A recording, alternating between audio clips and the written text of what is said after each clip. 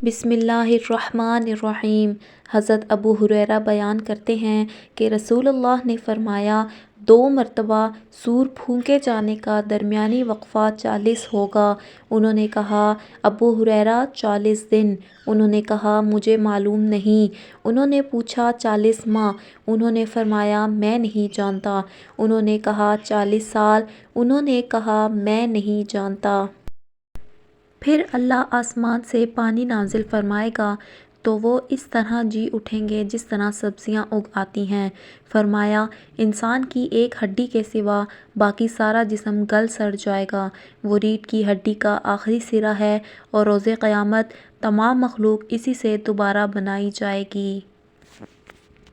اور صحیح مسلم کی روایت میں ہے، فرمایا، انسان کو مٹی کھا جائے گی، البتہ ریڑھ کی ہڈی کا آخری سرا باقی رہ جائے گا، اسی سے وہ پیدا کیا گیا اور اسی سے دوبارہ بنایا جائے گا۔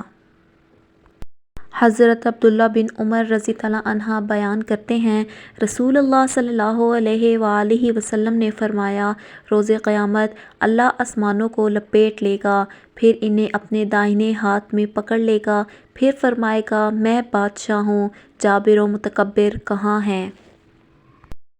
پھر وہ زمینوں کو اپنے بائیں ہاتھ میں لپیٹ لے گا، ایک دوسری روایت میں ہے، ان کو اپنے دوسرے ہاتھ میں لے لے گا، پھر فرمائے گا، میں بادشاہ ہوں، جابر و متکبر کہاں ہیں؟